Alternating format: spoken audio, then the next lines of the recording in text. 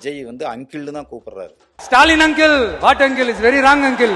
ஐயா கமலஹாசன் டார்ச் லைட்ல அடிச்சாரு இல்லீங்களா?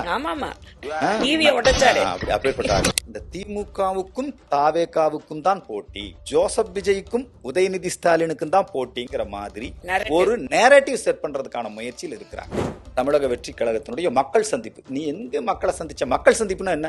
மக்களை போய் சந்திக்கணும் இல்லீங்களா? நீங்க மக்களை போய் சந்திக்கல, உங்க ரசிகரை எல்லாம் கூப்பிட்டு வந்து ஒரு இடத்துல வச்சிருக்கீங்க. உங்க கட்சிக்காரங்களை நீங்க அங்க இருக்கிற நெசவாளரை கூப்பிடல, காஞ்சிபுரத்தில் இருக்கிற விவசாயிகளை கூப்பிடல, காஞ்சிபுரத்தில் இருக்கிற மக்கள் யாரும் வரல.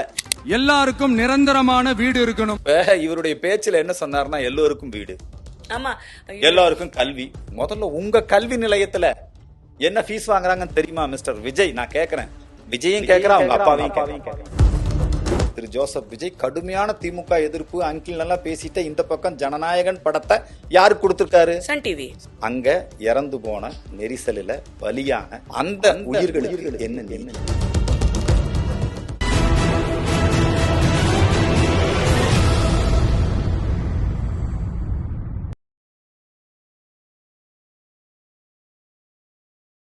வணக்கம், நான் மதுவந்தி பேசுறேன். எப்போதுமே நான் மதுவந்தி டாக்ஸில் உங்கள் எல்லாருக்கிட்டையும் தனிப்பட்ட முறையில் தான் வீடியோஸ் போட்டு நீங்கள் பார்த்துருக்கீங்க. இது மதுவந்தி டாக்ஸோடைய ஒரு புது முயற்சி, பாட்காஸ்ட். அதில் எங்களுக்கு ஃபஸ்ட்டு கெஸ்ட்டாக வந்திருக்கிறது எனக்கு ஒரு பெருமை அப்படின்னு தான் நான் சொல்லணும். மாண்புமிகு திரு அர்ஜுன் சம்பத்ஜி, ஹிந்து மக்கள் கட்சியுடைய தலைவர். அது மட்டும் இல்லை, சனாதனத்துக்காகவே அவரோட வாழ்க்கையே அர்ப்பணிச்சது சனாதனத்துக்காக. அதுதான் அவரோட மூச்சு அப்படின்னே சொல்லலாம். ஸோ அர்ஜுன் சம்பத்ஜி இங்கே வந்திருக்காங்க நம்ம கூட பேச. பல விஷயங்கள் நம்ம இன்னைக்கு அவர் கூட உரையாட போகிறோம். ஜி வணக்கம். வணக்கம். தமிழ் மொழி நமது மூச்சாகும், பாரதம் எங்கள் உடலாகும், சனாதன ஹிந்து தர்மம் உயிராகும். இன்றைய இந்த ஒளிபரப்பு எனக்கு மிகவும் மகிழ்ச்சியை கொடுக்கிறது. தமிழகத்தினுடைய மிக புகழ்பெற்ற குடும்பம் ஒய்ஜிபி அவர்களுடைய குடும்பம், குறிப்பாக ஒய்ஜி மகேந்திரன் ஐயா அவர்களுடைய புதல்வி ஒய்ஜி மதுவந்தி அவர்கள் இந்த நிகழ்ச்சியை நடத்தி கொண்டிருக்கிறார். இவர்களுடைய குடும்பத்தை எனக்கு ஒரு 35 ஆண்டுகளுக்கு மேலாக தெரியும். சனாதன ஹிந்து தர்மத்திற்கு, அதற்காக அதை கடைபிடிப்பது மட்டுமல்ல, இந்த தர்மத்திற்கு ஒரு பாதுகாப்பாகவும் இருக்க வேண்டும் என்கிற எண்ணத்தின் அடிப்படையிலே செயல்படக்கூடிய ஒரு குடும்பத்தை சார்ந்த ஒய்ஜி மதுவந்தி அவர்களோடு உரையாடுவது, என்னுடைய அன்பு சகோதரியோடு உரையாடுவது எனக்கு மிகவும் மகிழ்ச்சியை கொடுக்கிறது. வணக்கம். நான் இப்போ வந்துகிட்டு இருந்தேன் ஐயா, தெருவில் நடக்கவே பயமா இருக்கு. எங்க யார் எந்த பக்கம் நம்மளை கத்தியை வச்சுக்கிட்டு சொருகுவானா, இல்லை ஆசிடை ஊத்திடுவானா, இல்லை 3 பேர் ஹெல்மெட்டே இல்லாமல் பைக்கில் சுத்துறது, கிண்டல் அடிக்கிறது, இதுவே தமிழ்நாட்டில் ஒரு மரபா போயிட்டு இருக்கு. தமிழகத்துல நீங்க சொல்லக்கூடிய ஒரு அசாதாரணமான சூழ்நிலை நிலவுகிறது. குறிப்பாக பெண்களின் பாதுகாப்பு கேள்விக்குறியாகி இருக்கிறது. மிகவும் தைரியமாக குற்றவாளிகள் அவர்கள் குற்றத்திலே ஈடுபடுகிறார்கள். தண்டிக்க வேண்டிய இடத்தில் இருக்கக்கூடிய நம்முடைய திராவிட மாடல் அரசாங்கம், தமிழக அரசாங்கம் இந்த குற்றவாளிகளை அவர்களை சட்டப்படி தண்டித்து அவர்களுக்கு போதிய தண்டனை கொடுக்காத காரணத்தினால் ரொம்ப தைரியமா வந்துகிட்டே இருக்காங்க. இப்ப சமீபத்துல கோவையிலே பீளமேடு விமான நிலையம் அருகே நடந்த கூட்டு பாலியல் பலாத்கார சம்பவம், அதனை தொடர்ந்து மதுரையிலே நடந்தது. தினசரி நீங்க பத்திரிகையில பாத்தீங்கன்னா ஒரே நாள்ல 8 இடங்கள்ல குற்றங்கள். ஒரு நாள்ல நான் இப்பதான் ரீசெண்டா படிச்சேன், நம்ம ஸ்டேட் பிரசிடென்ட் நயனார்ஜி போட்டிருந்தார், ஒரு நாள்ல 16 குற்றங்கள்.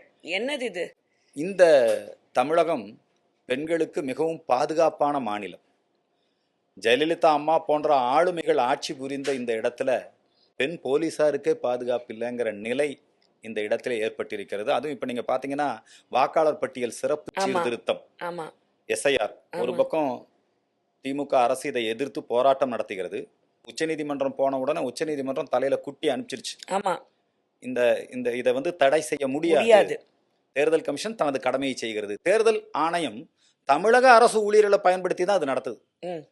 இப்ப தமிழக அரசு ஊழியர்கள் பிஎல்ஓவா அந்த வாக்காளர் பட்டியல் சிறப்பு சீர்திருத்த அதிகாரியாக அவர்கள் பணியாற்றுகிறார்கள். அதனால பிஎல்ஓ அந்த அதிகாரிகளுக்கு உதவி செய்வதற்காக, அதை சரியாக நடத்துவதற்காக அனைத்து கட்சியிலையும் பிஎல்ஓ இருப்பாங்க. அதுல திமுகவை சார்ந்த பிஎல்ஓக்கள் வந்து இப்ப எல்லாம் மிரட்டுறாங்க. ஆமா, அது ஒரு ஒரு அம்மா வந்து வீடியோ வைரல் ஆச்சு. ஒரு அம்மா வந்து என்ன சொல்லுதுன்னா, நான் அரசு அதிகாரியா இருக்கேன், ஆசிரியா இருக்கேன், ஒரு டீச்சருக்குரிய மரியாதை கூட கொடுக்க கொடுக்கல. மாட்டேங்கிறாங்க திமுகவினர், எங்களை நான் எழுதி வச்சுட்டு செத்து போயிருவாங்குது. ஹா.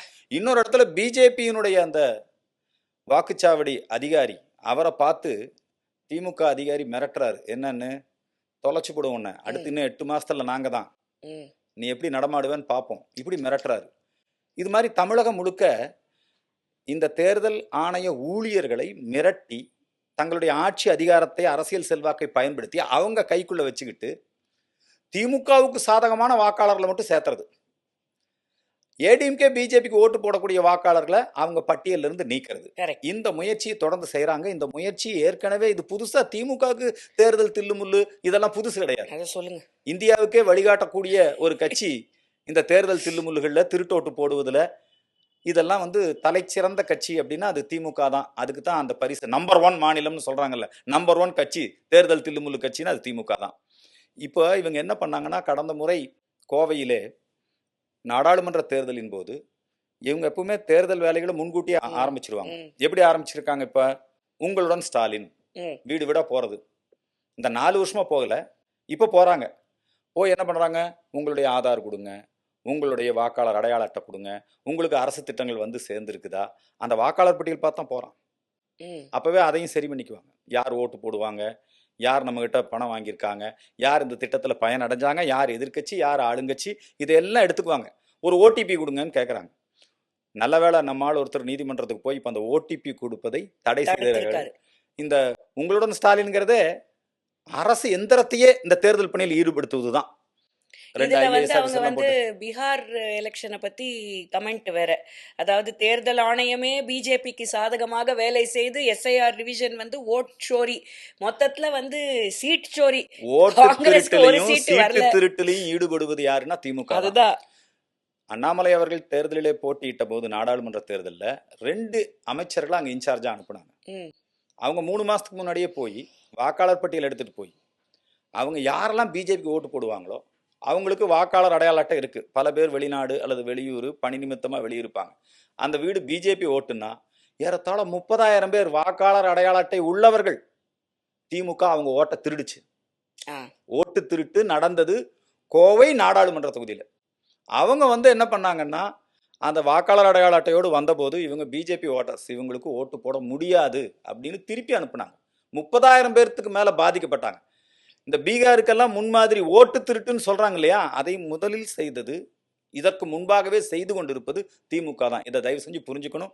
தமிழகத்திலே சட்டம் ஒழுங்கு சூழல் என்பது மிகவும் வருந்தத்தக்க, குற்றவாளிகளை வந்து பாதுகாக்கக்கூடிய ஒரு அரசாக, குற்றவாளிகளுக்கு மரியாதை கொடுக்கக்கூடிய அரசு. யார் அந்த சார்? சார்னு மரியாதையோட கூப்பிட வேண்டியது. அதுக்கப்புறம் அவர் உடன்பிறப்பு, அவர் அப்பாவு பேசும்போது அன்பு தம்பி. குற்றவாளிகளை பாதுகாக்கக்கூடிய அரசு. குற்றவாளி யாரு? 3 ஆண்டு தண்டனை நீதிமன்றத்துல தண்டிச்சிருக்காங்க பொன்முடி ஐயா இல்லையா?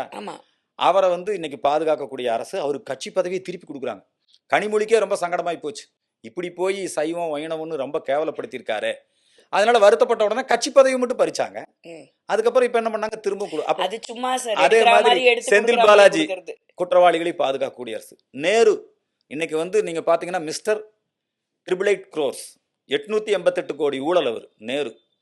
அவர் வந்து அவரை பாதுகாக்கக்கூடிய அரசு. இப்படி துரைமுருகன் ஐயா, நாங்க சொல்ல 30,000 கோடி அவங்க அப்பா அவங்க தாத்தா சம்பாரிச்சதை விட 1 வருஷத்துல இவங்க சம்பாரிச்சிட்டாங்க இல்லையா? மணல் மாஃபியாவாக இருக்கக்கூடிய துரைமுருகன். இப்படி குற்றவாளிகளை பாதுகாக்கக்கூடிய அரசு இந்த அரசு. அதனால குற்றவாளிகள் தைரியமா நடமாடுறாங்க. குற்றவாளியும் மினிஸ்டரா இருந்துட்டு ஜெயிலில் இருக்காங்க. அப்ப என்ன குற்றவாளிக்கு என்ன பயம் வரும்? அது மட்டும் இல்ல, ஒரு அரசு ஒழுங்கா இயங்கணும்னா காவல்துறை ஒரு ஒரு ஒரு நிதானத்தோடையும் ஒரு ஒரு ஒரு கண்ணியத்தோடையும் செயல்படணும். திருவண்ணாமலைக்கு வரக்கூடிய ஆந்திர மாநில பெண்ணை காவல்துறை இருக்கிறவங்களே போய் காவல்துறையினுடைய ஈரல் கெட்டு விட்டதுங்கிற வார்த்தையை கலைஞர் பயன்படுத்தினாரு. இப்போ காவல்துறையோட மொத்தமும் கெட்டு போச்சு. மு.க. ஸ்டாலின் ஆட்சியில காவல்துறை யாரு கட்டுப்பாட்டுல இருக்குன்னா விடுதலை சிறுத்தை கட்டுப்பாட்டுல. காவல்துறை யாருடைய கட்டுப்பாட்டுல இருக்குது? இந்த திராவிடர் கழகம் கட்டுப்பாட்டுல. பாரத பிரதமர் நரேந்திர மோடி வருகை தந்தாலும், மேதகு துணை ஜனாதிபதி வருகை தந்தாலும், சிபி ராதாகிருஷ்ணன் வருகை தந்தாலும் உள்துறை அமைச்சர் அமித்ஷா வருகை தந்தாலும் ஆளுநர் வருகை தந்தாலும் ஆமா. அவங்களுக்கெல்லாம் காவல்துறையே இடம் குறிப்பிட்டு கொடுக்குது. நீ போய் கருப்பு கொடி காட்டு. ம். கர்கா வினோத் போன்ற நீட் போராளிகள் அவங்கெல்லாம் ஆளுநர் மாளிகை மேலேயே கொண்டு போய் அவங்க அந்த பெட்ரோல் பாட்டில் வீச முடியும். அதே மாதிரி தான் நீங்கள் பார்த்தீங்கன்னா நம்முடைய மேதகு ஜனாதிபதி கோவைக்கு வந்தபோது அவங்க வந்து அந்த கண்மாய்க்குள்ள உள்ளேயே வர்றாங்க. இப்போ பிரதமர் மோடி வருகை தந்தபோது அவங்களே இடம் கொடுக்குறாங்க. நீங்க கருப்பு கொடி காட்டுங்க. உருவபொம்மை எரிக்கிறாங்க. மோடியினுடைய உருவபொம்மையை எரிக்கிறாங்க. போலீஸ் வேடிக்கை பார்க்குது. இது என்ன சட்டம் ஒழுங்கு? இவங்களுக்கு என்ன சட்டம் ஒழுங்கு நான் கேட்கிறேன். ஒரு ஆளுநர் தருமை ஆதீனத்துக்கு போகிறார். அவருக்கு இடம் கொடுத்து இங்கிருந்து வீசினா கரெக்டா கல்லு போய் விழுகும், பாட்டில் போய் விழுகும்னு அந்த இடத்த குறிச்சு கொடுத்து, இதெல்லாம் ஸ்டேட் ஸ்பான்சர்டு, திராவிட மாடல் ஸ்பான்சர்டு போராட்டங்கள் இதெல்லாம். அதனால இவங்களே குற்றவாளிகளை ஆதரிக்கிறாங்க, குற்றச்செயல்களை ஊக்குவிக்கிறாங்க. பிரதமர் மோடியை கொலை செய்ய சதி திட்டம் தீட்டி சிறையிலே இருந்து மாண்டு போன ஸ்டேன்ஸ் அவருக்கு போய் சிலை திறக்கிறாங்க. கனிமொழி ஒரு கொலைச்சூழலை தமிழகத்தில் உருவாக்கிட்டு இருக்காங்க. ராஜீவ்காந்தியை எடுத்த உடனே போய் ஒருத்தர் கொன்றல, அதுக்கு முன்னாடி அந்த சூழல் உருவாக்கப்பட்டது. பிபி சிங் கூட்டத்தில் ஒத்திகை பார்க்கப்பட்டது. கருணாநிதி ஐயா கூட்டத்தில் ஒத்திகை பார்க்கப்பட்டது. அதே மாதிரி தான் இப்போ மாண்புமிகு பாரத பிரதமர் நரேந்திர மோடியை கொலை செய்யக்கூடிய ஒரு சூழல். ஒரு திமுக மாவட்ட செயலாளர் பேசுறாரு, தென்காசி மாவட்ட செயலாளர், மோடியை தீர்த்துக்கிட்டுவோம். என்ன நடவடிக்கை எடுத்திருக்கீங்க? தமிழகத்தில் லஞ்சம் ஊழல் என்னைக்கு இருந்தாலும் பிஜேபி, நரேந்திர மோடி, அமித்ஷா விடமாட்டாங்க. புரியுதுங்களா? லஞ்சம் ஊழலை எப்படி இருந்தாலும் ஒழிச்சிடலாம். ஆனால் பிரிவினைவாதமும் பயங்கரவாதமும் இது வந்து ஒழிக்கப்பட வேண்டிய ஒன்று. அதனாலதான் 2026 இந்த ஆட்சி போகணும் அப்படிங்கிறதுல நாம தீவிரமா இருக்கோம். அதனால இது ரொம்ப ஒரு முக்கியமான விஷயம். இந்த கொலைச்சூழல் இருக்கு பாத்தீங்களா, எனக்கு தெரிஞ்சு மத்திய அரசு இது மேல நடவடிக்கை எடுக்கணும். கண்டிப்பா எடுக்கணும். நீங்க சொல்றது ரொம்ப முக்கியமான விஷயம். ஏற்கனவே நாம ஒரு பிரதமர் நம்ம தலை குனிஞ்சு நிக்கிறோம். தமிழ்நாட்டில் ராஜீவ்காந்தியை கொண்டவன், ராஜீவ்காந்தியை கொண்டவங்களை கூப்பிட்டு கட்டி அணைச்சு தட்டி கொடுக்கக்கூடிய அரசு. அதே மாதிரி இன்னைக்கு பிரதமர் மோடி கொலை செய்வேன் என்று சதித்திட்டம் தீட்டியவனுக்கு சிலை திருக்கக்கூடிய அரசு, அதை ஆதரிக்கக்கூடிய அரசு. இந்த கொலை சூழலை உருவாக்குறாங்க. மோடிக்கு எதிரான வெறுப்புணர்வு இங்கே விதைக்கப்படுகிறது. மோடியினுடைய உருவபொம்மை எரிக்கிறான். இது எவ்வளவு பெரிய சீரியஸான ஒரு மோசமான இடத்துல தமிழகம் இருக்கு. இது ஒரு கான்ஸ்டிடியூஷனல் கிரைம்னு கூட சொல்லலாம். Constitutional crime. பிகாஸ் பிரைம் மினிஸ்டர்ங்கிறது இட்ஸ் நாட் ஏதோ சும்மா நீங்க உங்களுக்கு ஒரு தனிப்பட்ட நபரை பிடிக்கலங்கிறதுக்காக அந்த பதவி மேலேயே இவ்வளவு வெறுப்பு பிரச்சாரம். எவ்வளவு பெரிய வன்மம். இந்தியாவை ஒன்றியம்ங்கிற எவ்வளவு பெரிய வன்மம் உனக்கு இந்தியாவை மேல. ரொம்ப ரொம்ப வன்மம். அந்த விஷயத்துல இன்னைக்கு இங்க இருக்கக்கூடிய திமுக அரசு அது ஒரிஜினல் திமுக அரசுன்னு நீங்க சொல்ல முடியாது. இது முழுக்க முழுக்க யாருடைய அரசாக இருக்கிறதுனா, அவங்களே பல நேரத்துல வெளிப்படையா சொல்றாங்க, இது வந்து இது கிறிஸ்தவர்களின் அரசு. உதயநிதியும் போய் பேசியிருக்காரு, மு.க. ஸ்டாலின் ஐயாவும் போய் பேசியிருக்கிறாரு. ஓகே, கிறிஸ்தவர்களின் அரசா இருந்துட்டு போங்க. இது வந்து இஸ்லாமிய அந்த மக்களுக்கான அரசு. எங்கேயாவது இந்துக்களுக்கான அரசுன்னு அவங்க பேசியிருக்காங்களா? இந்தியர்களுக்கான அரசுன்னு பேசியிருக்காங்க. நீங்க கிறிஸ்துவர்களுக்கு அரசு வச்சுக்கோங்க, இஸ்லாமியர்கள் அரசு வச்சுக்கோங்க, பிரச்சனை இல்லை. ஏன் இந்துக்களுக்கு வந்து இந்த அளவுக்கு ஒரு பாரபட்சம், இந்த அளவுக்கு ஒரு பிரச்சனை? ஓரவஞ்சனை. ஏங்க எவ்வளவு சீப் பாருங்க. நீங்க வந்து எல்லோருக்குமான அரசுங்கிறீங்க. நீங்க வந்து முதலமைச்சர், நீங்க எல்லாருக்கும் பொதுவானவர். ஏன் இந்துக்கள் பண்டிகைக்கு வாழ்த்து இன்னை வரைக்கும் செகண்ட் வரைக்கும் கிடையாது, வாழ்த்து கிடையாது இந்து பண்டிகைக்கு. இது வந்து எவ்வளவு பெரிய ஓட்டு வாங்குறதுக்கு வேணா மலையாளிகள் ஓட்டு வேணும், ஓணத்துக்கு வாழ்த்து இல்லைங்களா, உகாதிக்கு வாழ்த்து, ஏன்னா தெலுங்கு பேசும் மக்களுடைய ஓட்டு வேணும். அப்போ இந்துக்களுடைய ஓட்டை இப்படி எல்லாம் சொல்லி வாங்கிடலாம்.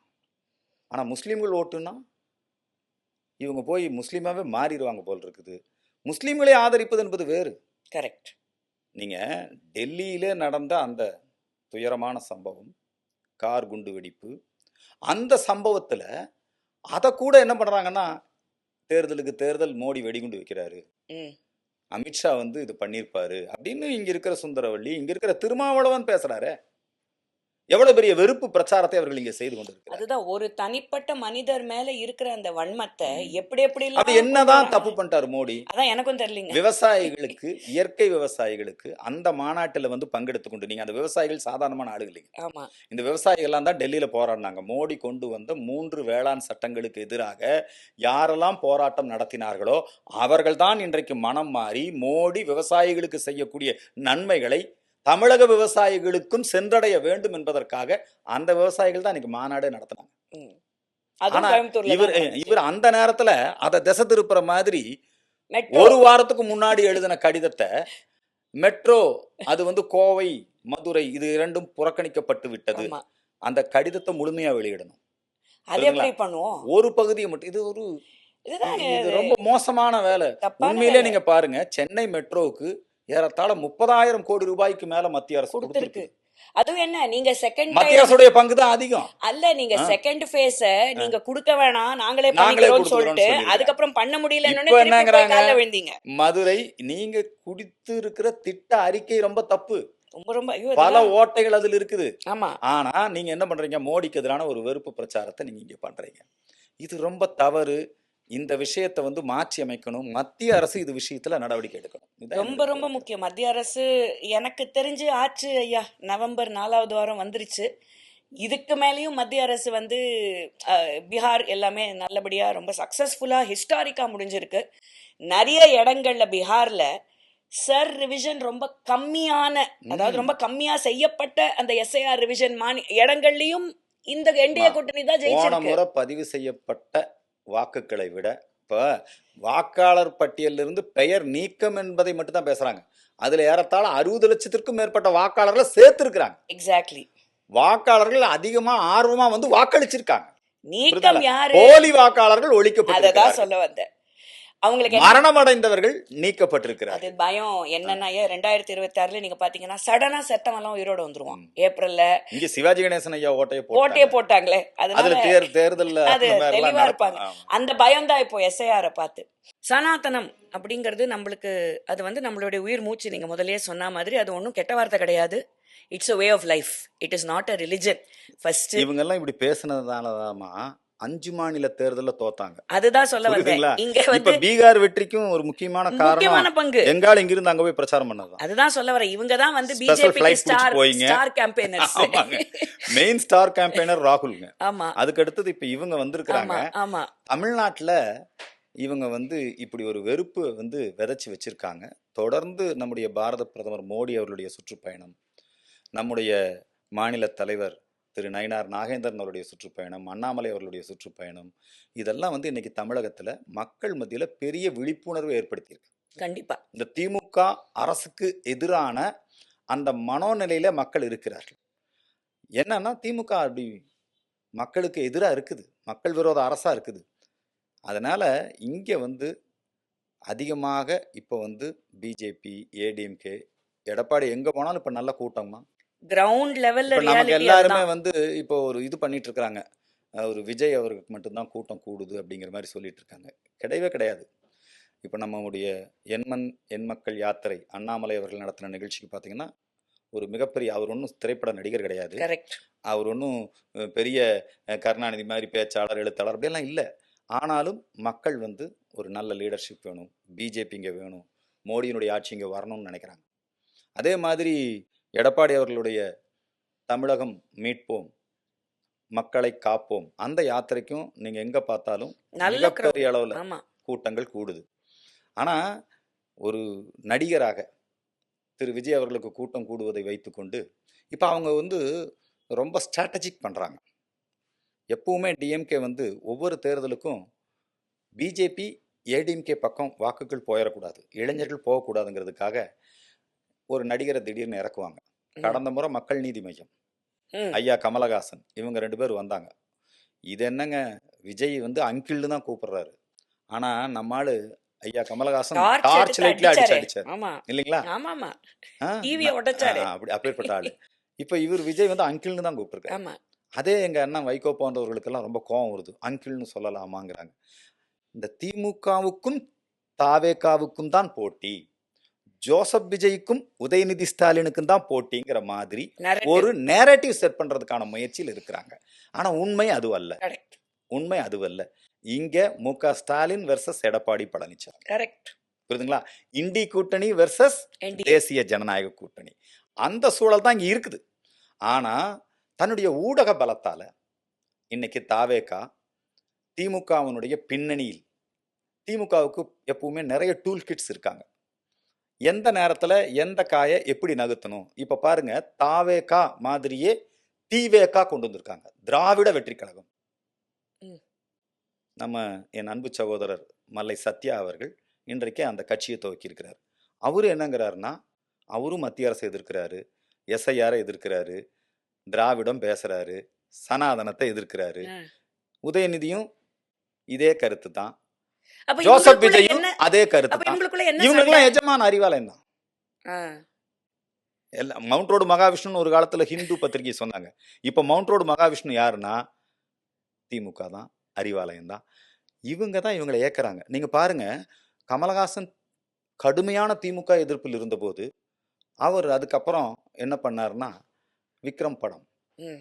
அவங்களோட சேர்ந்து பண்ணாரு. அதே மாதிரி தான் இப்போ தாவேகா திரு ஜோசப் விஜய் கடுமையான திமுக எதிர்ப்பு, அங்கிள் நல்லா பேசிட்ட இந்த பக்கம் ஜனநாயகன் படத்தை யாருக்கு கொடுத்துருக்காரு? Sun TV. சன் டிவி கொடுத்துருக்காரு. அப்போ அங்க இறந்து போன நெரிசலில் பலியான அந்த உயிர்களுக்கு என்ன நீதி? நீ என்ன சொல்ற? நீ சரியா பாதுகாப்பு கொடுக்கலங்கிறதுனால தான் எங்க தொண்டர்கள் இறந்தாங்க. நீங்க யாரை எதிர்க்கிறீங்க? நீங்க திமுகவை எதிர்க்கிறீங்க. ஆனா யார் கூட வியாபாரம் பண்றீங்க? யாரை ஏமாத்துறதுக்கு இது பண்றீங்க? ரசிகருடைய நலன்ல உங்களுக்கு என்ன அக்கறை இருக்குது? தமிழக வெற்றி கழகத்தினுடைய தொண்டர்கள் பழைய ஜோசப் விஜய் ரசிகர்கள் இல்லைங்களா? ஜோசப் விஜயனுடைய ரசிகர்கள் அவங்க தானே இப்போ தொண்டர்களா வந்து. இந்த ரசிகருடைய நலன்ல நீங்க என்ன அக்கறை செலுத்திருக்கீங்கன்னு கேட்கறேன். நீங்க இப்போ உங்களுடைய ஆடியோ லான்ச்சை கூட மலேசியாவில் கொண்டு போய் வைக்கிறீங்க. ஆமா. ஒண்ணுக்கு 1000 ரூபாய். ரசிகர்களுடைய அந்த பணம், ரசிகர்கள் யாருங்க? கூலி வேலைக்கு போறவங்க, கண்டிப்பா. உழைக்கிறவன். 1000 ரூபா 2000 ரூபா பிளாக் டிக்கெட் வித்து நீங்க இந்த ஸ்டேஜுக்கு உங்களை கொண்டு வந்து இன்னைக்கு நிறுத்தியிருக்காங்க. அவங்கள 30 பேர் இறந்து போயிருக்கு. உங்களை பார்க்க வந்து 30 பேர் இறந்து போயிருக்காங்க. நீங்க யார்கிட்ட வியாபாரம் பண்ணிட்டு இருக்கீங்க? ஜனநாயகம் கிட்ட. அப்போ நீங்க டூல் கிட் தானே உங்களுக்கு. உங்களை பயன்படுத்தி அதிமுக பாஜக கூட்டணிக்கு போகக்கூடிய வாக்காளர்களை திசை திருப்புறதுக்காக போன முறை கமலஹாசன் டூல் கிட், இந்த முறை யார் டூல் கிட்டு? ஜோசப் விஜய் டூல் கிட், தாவேகா. இப்போ புதுசா நீங்க எப்பேற்பட்ட சித்து வேலை பாருங்க. திமுக ஒரு பக்கம் வைகோவையும் வச்சிருக்காங்க கூட்டணியில. அதாவது முதல்ல இவங்களுக்கு எதிரா அதை குரல் விடுங்க. கொடுத்ததே அது வைகோ தான். வைகோவை அதெல்லாம் எல்லாரும் மறந்துட்டாங்க. வைகோ வந்து திமுக கொடுத்த மாதிரி தண்டனை வைகோவுக்கு வேற யாரு கொடுத்தது இல்லைங்க. அது கரெக்டான. இல்லைங்க, திமுக வந்துங்க வைகோவை சிலுவையில் அரைஞ்சிருக்கிறாங்க. அவருடைய கட்சியே இப்போ உதயசூரியன் சின்னத்துல போட்டியிடுறதா, தனி சின்னத்துல என்ன போட்டியிடுறதா? என்ன நிலைமை நீங்க பாருங்க. சொல்லுங்க. அந்த வைகோவுக்கு அவரால பாதிக்கப்பட்ட, புரியுதுங்களா, சத்யா வந்திருக்கிறாரு. ஆ. அந்த சத்யா ஒரு கட்சி ஆரம்பிச்சிருக்காரு. அதுக்கும் திமுக தான் பேக்கப். எப்படிங்க? ரெண்டு பேர்த்தையும் ஒண்ணா வச்சிருக்காங்க. இவங்க எல்லாம் actually திமுக டீம் தானே. இவங்க தான் வந்து ஸ்கிரீன் பிளே, ஸ்கிரிப்ட், கதை, எல்லாம் இவங்க சினிமா தான். எல்லாம் இப்போ நல்லா பண்றாங்க. காஞ்சிபுரத்துல ஆ. நம்முடைய தமிழக வெற்றி கழகத்தினுடைய மக்கள் சந்திப்பு. நீ எங்க மக்களை சந்திச்ச? மக்கள் சந்திப்புன்னா என்ன? மக்கள் ஒரு கிட்ட பொதுக்கூட்டத்துல போய் சந்திக்கணும், மக்களை போய் பொதுக்கூட்டத்துக்கு சந்திக்கணும் போகணும். இல்லைங்களா? மக்களை நீங்க மக்களை போய் சந்திக்கல. கரூருக்கு அப்புறமே உங்க போறீங்க. ரசிகரை எல்லாம் கூப்பிட்டு வந்து அவ்வளவுதான். ஒரு இடத்துல வச்சிருக்கீங்க. உங்க கட்சிக்காரங்களை நீங்க அங்க இருக்கிற நெசவாளரை கூப்பிடல, இல்ல. காஞ்சிபுரத்துல இருக்கிற விவசாயிகளை கூப்பிடல, காஞ்சிபுரத்துல இருக்கிற மக்கள் யாரும் வரல. முன்கூட்டியே போய் உங்க ரசிகர் மன்றத்துல யார் அவங்கள கூப்பிட்டு ஒரு நிகழ்ச்சி நடத்துறீங்க. அதுக்கு மக்கள் சந்திப்புன்னு நீங்க பின்னாடி போட்டிருக்கீங்க. அந்த நிகழ்ச்சியை நடத்தினது யாருன்னு கேட்டீங்கன்னா, இவருக்கு பின்னாடி இருக்கிறது பூரா கிறிஸ்தவ மிஷனரிகள் தான். ஜோசப் விஜய் அவருடைய படத்தை தயாரிக்கிறது யாரு? அவங்க அங்கிள் இருக்காரு பிரிட்டோ. அவர் லயோலால் இருக்கிறாரு. அவர் இப்ப லயோலா இருக்காரா என்ன தெரியல. அவர் மேல நீங்க 400 கோடி ரூபாய்க்கு அந்த படத்தை வியாபாரம் பண்ணாரு. இதுக்கு முன்னாடி இருக்கிற படத்தை லாபமெல்லாம் அவங்க குடும்பத்துக்கு தான். அப்புறம் இவர் ஒரு ஸ்கூல் நடத்துறாரு. இப்ப இவருடைய பேச்சுல என்ன சொன்னாருன்னா, எல்லோருக்கும் வீடு, ஆமா. எல்லாருக்கும் கல்வி. முதல்ல உங்க கல்வி நிலையத்துல என்ன ஃபீஸ் வாங்குறாங்கன்னு தெரியுமா மிஸ்டர் விஜய்? நான் கேட்கறேன். விஜயும் கேட்கறேன், அவங்க அப்பாவையும் கேட்கறேன். உங்களுடைய ஸ்கூல் இருக்கு இல்லையா, அங்க சென்ட்ரல் போர்டு சிலபஸ், அங்க வந்து நீங்க எவ்வளவு ஃபீஸ் வாங்குறீங்க? நீங்க முதல்ல அங்க இலவச கல்வி கொடுங்க சார். நீங்க மத்தவங்களுக்கு இலவச கல்வி கொடுக்க வேண்டாம், உங்க ரசிகர்களுக்கு கொடுங்க. எத்தனை ரசிகர்களை நீங்க படிக்க வச்சிருக்கீங்க? சும்மா வெளி வேசங்க. அவர் பேசுனது என்னங்க? என்ன மாற்று அரசியல் கொடு? எல்லோருக்கும் வீடு திட்டம். பாரத பிரதமர் நரேந்திர மோடி வீடு கொடுத்துட்டு இருக்காரு. எனக்கு என்ன சிரிப்பு வந்துருச்சுன்னா, அந்த ஸ்பீச்ச பார்த்துட்டு இந்த காலேஜ்ல அவருக்கு எழுதி கொடுக்கறதெல்லாம் யாரு தெரியுங்களா? அதுதான் அதுதான் சொல்ல வந்தேன். எங்க காலேஜ் தான், லோயலா காலேஜ்ல தான் அவரும் படிச்சாரு, நானும் படிச்சேன். அவர் எனக்கு வந்து 2 வருஷம் சீனியர். அவர் பிகாம், நான் விஸ்காம். அவ்வளவுதான். எனக்கு என்ன சிரிப்பு வந்துருச்சுன்னா, அந்த ஸ்பீச்சை பார்த்துட்டு ப்ரிப்பேர்ட் ஸ்பீச். தேர் இஸ் ஒரு கொள்கை இல்ல. அது கொள்கையை பத்திலாம் நாங்க வந்து எலெக்ஷன் டைம்ல தேர்தல் அறிக்கையில சொல்லுவோம். என்னங்க இது கொள்கையே இல்லாம உடனே கொள்கையை சொல்லிட்டாரு, கொள்கையை சொல்லிட்டாருங்கிறாங்க. எல்லோருக்கும் வீடு, எல்லோருக்கும் வந்து பைக் கொடுக்குறேன், ஒரு எல்லோருக்கும் வந்து கொள்கை. கார் கொடுக்குறேன். இப்ப சாராயத்தை ஒழிக்கிறேன்னு சொல்லு, ஆ, இல்லைங்களா?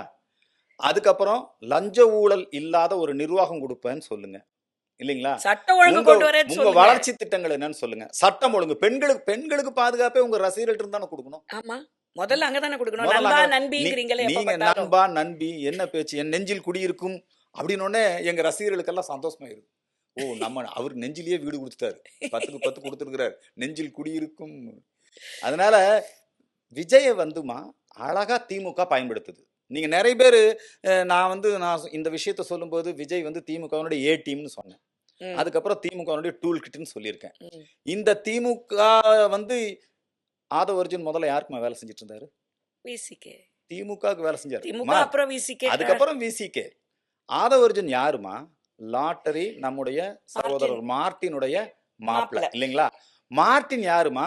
கருணாநிதி ஐயா எழுதின அந்த கதை வசனத்துக்கெல்லாம் திரைப்படம் தயாரிச்சவர் அவர். அவர் திமுகவுடைய பினாமி தான். ஜெயலலிதா அம்மா இருந்த வரைக்கும் லாட்டரி மார்ட்டின் அவங்க குடும்பத்தார் தமிழகத்துக்குள்ள நுழைய முடியாதுமா. லாட்டரிய அந்த அம்மா ஒரு நம்பர் லாட்டரி, என்னென்னமோ சுரண்டல் லாட்டரி, இந்த லாட்டரி அப்படிங்கிறதே இந்த திராவிட இயக்கத்தினுடைய சாபக்கேடு. அண்ணாதுரை அவர்கள் தான் அதை ஆரம்பிச்சு வச்சாங்க. தம்பி, கிடைத்தால் வீட்டுக்கு, கிடைக்காவிட்டால் நாட்டுக்கு, ₹1 1 லட்சம், சூப்பர் குலுக்கல், பம்பர் குலுக்கல். தமிழன் பூரா லாட்டரி அதிர்ஷ்டத்தை நம்பி வாழ்ந்துகிட்டு இருந்தான். அதுல வந்துங்க நிறைய பேருடைய உயிர் போச்சு, உழைக்கும் மக்களுடைய உயிர் போச்சு. அதனால ஜெயலலிதா அம்மா வந்து முழுமையா லாட்டரி தடை பண்ணாங்க. அதனால லாட்டரி மார்ட்டின் அவங்க குடும்பத்தார் அவங்க வந்து பல வழக்குகள், பல்வேறு பிரச்சனைகள்ல தலைமறைவா இருந்தாங்க. ஜெயலலிதா இருந்த வரைக்கும் அவங்க இந்த பக்கமே வர முடியல. இப்ப கருணாநிதி ஐயா வந்து அந்த லாட்டரி மார்ட்டின் அவருடைய அந்த ஒரு பினாமி குடும்பம் தான் அது. அவங்க தான் அதுக்கெல்லாம் ஃபைனான்ஸ் பண்ணிட்டு இருந்தாங்க திமுக. இப்ப அவங்க குடும்பத்திலேயே 3 பேர் 3 கட்சியில் இருக்காங்க. அந்த விவரத்துக்கு நம்ம நிறைய போக வேண்டாம். ஆதவ் அர்ஜுன் ஐபேக்ல ஒர்க் பண்ணார், ம். திமுக வெற்றிக்கு ஒர்க் பண்ணார், இல்லைங்களா? Correct. ஆதவ் அர்ஜுன் அதுக்கப்புறம் விடுதலை சிறுத்தைக்கு ஒர்க் பண்ணாரு. அங்கதான். அதுக்கப்புறம் அவர் இப்ப எங்க வந்து ஒர்க் பண்றாரு? இவர் யாரோட டூல் கிட்? திமுகவோட tool kit Aadhav Arjun. John Arokiasamy யார் அவரு? என்னுடைய அருமை நண்பர் அவரு, ஜான் ஆரோக்கியசாமி. அவரு- ஆனா நீங்க கிறிஸ்துவரை எதிர்க்கிறீங்கன்னு தான் ஐயா ஆமா, எல்லாரும் நாங்க பேசுறாங்க. வந்துங்க நல்லா தெரிஞ்சுக்குங்க, நாங்க பைபிளையோ ஜீசஸையோ கிறிஸ்தவர்களையோ எதிர்க்கிறவங்க அல்ல. கிறிஸ்தவத்தின் பேரால மோசடி பண்றாங்க பாத்தீங்களா, ஆ, அவங்கள நாங்க சுட்டி காட்டினா உடனே இவங்க போய் அங்க ஒளிஞ்சுக்கிறாங்க. அர்ஜுன் சம்பத் கிறிஸ்தவர்களுக்கு எதிரி கிடையாது, கிடையாது. இல்ல இது நான் தெளிவு நீங்க- மக்களுக்கு அது ரொம்ப தெளிவுபடுத்தணுங்கிறதுக்கு தான் தப்புங்க, இந்த அது ரொம்ப பாயிண்ட் தப்பு. நாங்க சொன்னது. வந்து ஆதவ அர்ஜுனாவை சொன்னா கிறிஸ்தவருக்கு எதிராக பேசுனது அர்த்தமா? ஆ, ஜோசப் விஜய சொன்னா கிறிஸ்தவருக்கு எதிராக பேசுனது அர்த்தமா? ஆ? அது கிடையாதுங்க. நாங்க வந்து இப்ப என்ன பைபிளை பத்தி நாங்க ஏதாவது தப்பா பேசணுமா? கண்டிப்பா அல்லது இல்ல. ஜீசஸ் பத்தி ஏதாவது தப்பா பேசணுமா? நாங்க வந்து வேற ஏதாவது கிறிஸ்துவ மதம் தொடர்பான விஷயங்களை பேசணுமா? நாங்க கிறிஸ்துவ மதம்ங்கிற போர்வையில காருண்யா தினகரனை குறித்தும் இப்பெல்லாம் வரக்கூடிய டிசம்பர் 2ஆம் தேதி ஏதோ ஒரு பெரிய மாநாடு போடுறாங்க. எல்லா கிறிஸ்துவ அமைப்புகளுக்கும் இப்போ பெரிய என்னங்கிறாங்கன்னா, எப்படியோ தமிழகத்துல ஒரு கிறிஸ்துவ ஆட்சி வரப்போகுது, அது ஜோசப் விஜய் மூலமா வரப்போகுது. ம். அதுக்காக 1 லட்சம் பாதிரியார்கள் ஒன்று சேர்ந்து நாங்க வேலை செய்ய போறோம். ஆனா இதுவே வந்து நீங்க பாருங்க, இப்ப சனாதனத்துக்கு- காஞ்சிபுரத்துல நடந்த அந்த நிகழ்ச்சிக்கு இடம் கொடுத்திருக்கிறது யாருன்னா ஜேபிஆர் கல்வி நிறுவனம். ஆ. உங்களுக்கு தெரியும், ஜேபிஆர் கல்வி நிறுவனங்கள்ல அந்த இடத்துக்காகத்தான் ஜேபிஆரே கைது செய்யப்பட்டார். ம். அந்த இடத்துல ஏதோ மோசடி, அதனாலதான் ஜேபிஆர் கைது செய்யப்பட்டார். இப்ப அந்த ஜேபிஆர் குடும்பத்தை சார்ந்தவர்கள் கிறிஸ்துவ மத வளர்ச்சி, கிறிஸ்துவ மதம் பரப்புதல்ல ரொம்ப ஆக்டிவா இருக்கிறவங்க. அது அவங்க நம்பிக்கை, வாழ்த்துகிறேன். எம்ஜிஆரால வந்தவங்க மேல, கண்டிப்பா. புரியுதுங்களா? அவங்க வந்து இன்னைக்கு கிறிஸ்துவ மத வளர்ச்சிக்கு கடுமையா வேலை செய்யறாங்க.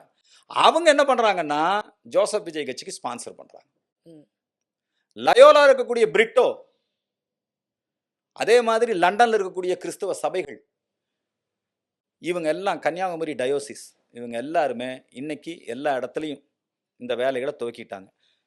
2026ல் ஒரு கிறிஸ்துவர் முதலமைச்சராகக்கூடிய வாய்ப்பு. ஒன்று நேரடியாக ஜோசப் விஜயை முதலமைச்சராக்குவது, இல்லை மறைமுகமாக உதயநிதி ஸ்டாலினை முதலமைச்சராக. ஏன்னா உதயநிதி ஸ்டாலினும் அவரே சொல்லியிருக்காரு, நான் கிறிஸ்துவரா மாறிட்டேன். ம். அவரே சொல்லியிருக்காரு, நாங்க சொல்லல, அவரே சொல்லியிருக்கிறார், சங்கிகள் வயிறு எரியட்டுங்கிறார். ஆக இந்த விஷயத்துல இந்த கிறிஸ்தவ நிறுவனங்கள்லாம் சேர்ந்து இவருக்கு ஒரு பில்டப் கொடுக்குறாங்க. ஆள போறான் தமிழன். நீ என்ன தமிழன் நான் கேட்குறேன், நீங்க நல்லா சொல்லுங்க. இப்ப தமிழ்நாட்டுல பாரதிய ஜனதா கட்சியை துவக்கிய ஜான் ஒரு கிறிஸ்தவர். இது பல பேருக்கு தெரியாதுங்க. என்னங்க, பல பேருக்கு அது இது மட்டுமல்ல, தெரியாது. அண்ணல் காந்தியடிகளுடைய உதவியாளராக இருந்த என்னங்க திண்டுக்கல் காந்தி கிராம பல்கலைக்கழகம் ஜேசி குமரப்பா, ம். யாராவது நம்ம அவரை கிறிஸ்டியன் ஏதாவது பிரச்சனை பண்ணோமா? என்னைக்குமே யோசிச்சது இல்லையே. கிடையவே கிடையாது. எத்தனையோ அதுதான். ஆனா தேசபக்தி உள்ள கிறிஸ்தவர்கள், இந்த நாட்டை நேசிக்கக்கூடியவர்கள் எவ்வளவு பேர் இருக்கிறாங்க. ஹிந்துக்களோடு நன்றாக பழகக்கூடியவர்கள் இருக்கிறாங்க. என்னங்க அவங்கள வந்து நம்ம இந்தியன் அப்படிங்கிற அந்த அதுல இருந்து நம்ம அவங்கள பிரிச்சு பார்க்க முடியாது. கண்டிப்பா கிடையாது. ஆனா இவங்க எல்லாம் யார கிறிஸ்தவரா அடையாளப்படுத்துறாங்கன்னா, நாடு பிடிக்கக்கூடிய கூட்டம், அரசியலை கைப்பற்றக்கூடிய கூட்டம். ஒரு ரிலிஜன் இருக்கு, அவங்களுக்கு சர்ச் இருக்கு. அந்த சர்ச்சில் நீங்க என்ன பண்ணணும்? உங்களுடைய ஆன்மீகத்தை நீங்க பேசணும். கண்டிப்பா. உங்க மக்களுக்கு நீங்க பேசணும். அதை விட்டுட்டு நீ எந்த கட்சிக்கு ஓட்டு போடணும்? இப்போ இந்திய யூனியன் முஸ்லீம் லீக் லீடர் காதர் மொஹிதீன் சொல்றாரு, 6000 ஜமாத்துக்கள் ஒன்று கூடி திமுகவை ஜெயிக்க வைக்க முடிவு செய்திருக்கிறோம். இதெல்லாம் எஸ்ஐஆர்ல வருது. 6000 ஜமாத்துகளும் இந்த எஸ்ஐஆர் பணியில போய் எல்லாம் திமுக ஓட்டு போடக்கூடிய திமுக பிஎல்ஓட சேர்ந்து இந்த 6000 ஜமாத்துகள் வேலை செய்யுது. மத நிறுவனங்கள் இதுக்கு எதுக்காக வேலை செய்யணும்? சர்ச்சு இதுக்கு எதுக்காக வேலை செய்யணும்? கன்னியாகுமரியில கிறிஸ்தவ சபைகள் அன்பியங்கள்ங்கிற போர்வையில கிறிஸ்தவ என்ஜிஓக்கள் அவங்க தான் இந்த பணிகளை பூரா செய்யறாங்க. அவங்க என்ன நினைக்கிறாங்கன்னா, சோனியா காந்தி கிறிஸ்தவர், ஜோசப் விஜய் கிறிஸ்தவர், காங்கிரஸ் கிறிஸ்தவ கட்சி, ஜோசப் விஜய் அவருடைய கட்சி கிறிஸ்தவ கட்சி, இதனால நாமெல்லாம் சேர்ந்து எப்படியாவது இந்த நாட்டை பிடிக்கணும், இந்த ஆட்சியை பிடிக்கணும் அப்படின்னு நினைக்கிறாங்க. இன்னைக்கு காங்கிரஸ் கிறிஸ்துவ கட்சின்னு சொல்றதை விட ரேவந்த் ரெட்டியே சொல்லியிருக்காரு, நம்ம சொல்லல. ரேவந்த் ரெட்டி வந்து Congress is Islam, Islam is Congress. அதாவது காங்கிரஸ் வந்து இஸ்லாமியர்களுக்காகவே அமைக்கப்பட்ட ஒரு கட்சி. அதாவது நாட்டுக்கு சுதந்திரம் வாங்கி கொடுத்த ஒரு கட்சி. ஹைஜாக் பாருங்க. காங்கிரஸ்ங்கிறது வந்தே மாதரம். அதுதான் சொல்றேன். காங்கிரஸ்ங்கிறது ஐயா வஉசி, காங்கிரஸ்ங்கிறது முத்துராமலிங்க தேவர், காங்கிரஸ்ங்கிறது காமராஜர், காங்கிரஸ்ங்கிறது காந்தி. அது மாதிரி இன்னைக்கு காங்கிரஸ்னா இப்படி சொல்றாங்களே, அது பிரிட்டிஷார் ஆரம்பிச்சாலும் காங்கிரஸ் கட்சியை உருவாக்கியது பிரிட்டிஷார். ஆனாலும் திலகர் அவருடைய தலைமைக்கு வந்த பிறகு எவ்வளவு பெரிய ஆட்டெல்லாம் காங்கிரஸ். நான் இப்ப சமீபத்துல ஒரு படம் பெங்கால் ஃபைல்ஸ் படம் பார்த்தேன். அதுல வந்து காந்தி சொல்ற டைலாக் ஜின்னா பார்த்து, நீயும் இஸ்லாமியர் தான், மௌலானா ஆசாதும் இஸ்லாமியர் தான், ஆனா மௌலானா ஆசாத் நாட்டை பிரிக்கணும்னு சொல்லலையே பாங்கிறாரு. சோ அந்த அளவுக்கு இஸ்லாமியர்கள் எவ்வளவு தேசிய பற்றோட இருந்திருக்காங்கிறது நம்ம நாட்டுல தான். ஆனா இன்னைக்கு எப்படி பாருங்க, நரேட்டிவ் மாறுது, நரேட்டிவே மாறுது. அது ரொம்ப தவறுங்க. இப்போ வந்து எப்படியாவது ஜோசப் விஜயை கொண்டு வந்துடணும் அப்படின்னு அவர் ஒன்னும் திமுகவுடைய டூல் கிட் தான். அவங்க என்ன இதை நீங்க ஆனா தொடர்ந்து சொல்லிட்டு இருக்கீங்க. ஏன் பல பேர் வந்து நீங்க சொல்றதுக்கு எதிர்ப்பு தெரிவிக்கிறாங்க. நான் பாக்குறேன் ட்விட்டர்ல. அவங்க கருத்து இல்லன்னு சொல்லட்டும், மறுக்கட்டும், பொறுத்து பார்ப்போம். வருங்காலத்துல இதே மாதிரி தான் கமல்ஹாசன் சொல்லிட்டு இருந்தாங்க. நான் சொன்ன கமல்ஹாசன் திமுகவுடைய டூல் கிட்னு.